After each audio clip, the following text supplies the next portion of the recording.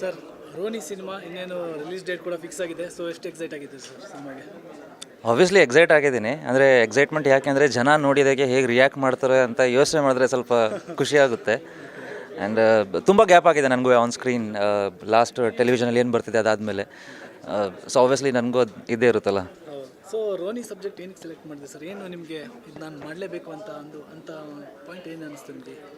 Sir ಇದು ನಾನು ಮಾಡಲೇಬೇಕು ಅಂತ ಅನ್ನೋದಕ್ಕಿಂತ ಡೈರೆಕ್ಟರ್ ಸರ್ ಹೇಳಿದ್ರು, ಅವ್ರು ನನ್ನ ಮೈಂಡಲ್ಲಿ ಇಟ್ಕೊಂಡೇ ಮಾಡಿರೋಂಥ ಕತೆ ಇದು. ಆ್ಯಂಡ್ ಮೇನ್ಲಿ ನಾನು ನಿಜ ಹೇಳಬೇಕು ಅಂತಂದರೆ ಇದು ಸ್ಟೋರಿಗೆ ಅಂತ ಅಲ್ಲ, ಆ ಒಂದು ಹಂಗರ್ ಏನಿದೆ ಪ್ರತಿಯೊಬ್ಬರಿಗೂ. ಬಿಕಾಸ್ ನಾನು ಅದನ್ನು ಪರ್ಸ್ನಲ್ ಲೈಫಲ್ಲಿ ಎಕ್ಸ್ಪೀರಿಯನ್ಸ್ ಮಾಡಿದ್ದೀನಿ. ಯಾವುದೇ ಒಂದು ಗ್ರೋತ್ ಆಗಬೇಕು ಅಂತ ಅಂದಾಗ ನಿಮಗೆ ಒಂದು ಹಂಗರ್ ಅಂತ ಇರಲೇಬೇಕು. ಆ್ಯಂಡ್ ಆ ಹಂಗರ್ ಪ್ರತಿಯೊಬ್ಬರಲ್ಲೂ ಇದೆ ಅಂದಾಗ, ಬಿಕಾಸ್ ಸಿನಿಮಾ ಯಾರು ಒಬ್ಬರು ಚೆನ್ನಾಗಿ ಮಾಡಿದ್ರೆ ಆಗೋಲ್ಲ, ಪ್ರತಿಯೊಬ್ಬರು ಅವ್ರವ್ರ ಫೀಲ್ಡಲ್ಲಿ ಚೆನ್ನಾಗಿ ಮಾಡಿದ್ರೆ ಮಾತ್ರ ಆಗೋದು. ಆ್ಯಂಡ್ ಡೈರೆಕ್ಟರ್ ಏನು ಕತೆ ಹೇಳ್ತಾರೋ, ಮ್ಯೂಸಿಕ್ ಡೈರೆಕ್ಟ್ರು ಅದೇ ಕತೆ ಹೇಳಬೇಕು ಅವ್ರ ಮ್ಯೂಸಿಕ್ ಥ್ರೂ, ಎಡಿಟರು ಅದೇ ಕತೆ ಹೇಳಬೇಕು ಅವ್ರ ಎಡಿಟಿಂಗ್ ಥ್ರೂ. ಸೊ ಪ್ರತಿಯೊಬ್ಬರು ಆ ಕೆಲಸನ ನೀಟಾಗಿ ಮಾಡಿದಾಗ ಓವರ್ ಆಲ್ ಪ್ರಾಡಕ್ಟ್ನ ನಾವು ಸಿನಿಮಾ ಅಂತ ಕರಿಬೋದು. ಸೊ ಅದು ಇದರಲ್ಲಿ ಆಗುತ್ತೆ ಅಂತ ಖಂಡಿತವಾಗ್ಲೂ ಒಂದು ಕಾನ್ಫಿಡೆನ್ಸ್ ಇದ್ದೇ ಇತ್ತು. ಆ್ಯಂಡ್ ಸಿನಿಮಾ ನೋಡಿದಾಗ ಅದು ಆಗಿದೆ ಅಂತ ಒಂದು ಭರವಸೆ ಕೂಡ ಬಂತು.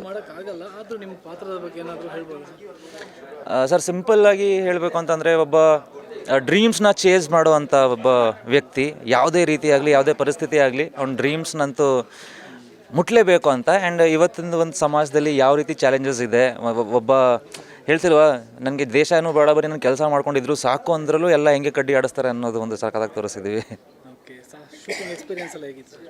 ಚೆನ್ನಾಗಿತ್ತು as a learning process. Because ಒಂದು ದೊಡ್ಡ ಸ್ಕೇಲಲ್ಲಿ ದೊಡ್ಡ ಆ್ಯಕ್ಷನ್ಸ್ ಎಲ್ಲ ಮಾಡಬೇಕಾದ್ರೆ ಒಂದಷ್ಟು ಟೆಕ್ನಿಕ್ಯಾಲಿಟಿಯಲ್ಲಿ ನೀವು ಇನ್ನೂ ಒಂದಷ್ಟು ಕಲ್ತ್ಕೊಳ್ತಾ ಹೋಗ್ತೀರಾ. ಆ್ಯಂಡ್ ಮುಂದೆ ಏನು ಮಾಡಬೇಕು, ಹೇಗೆ ಶೇಪಪ್ ಮಾಡಬೇಕು ಅಂತ ಒಂದಷ್ಟು ಐಡಿಯಾ ಕೂಡ ಇದರಲ್ಲಿ ಬಂದಿದೆ. Thank you.